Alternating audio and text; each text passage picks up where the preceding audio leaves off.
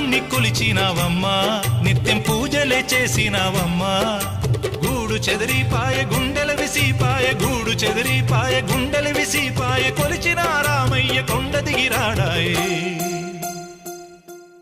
వందనాలమ్మా అమ్మా వందనాలమ్మా వందనాలమ్మా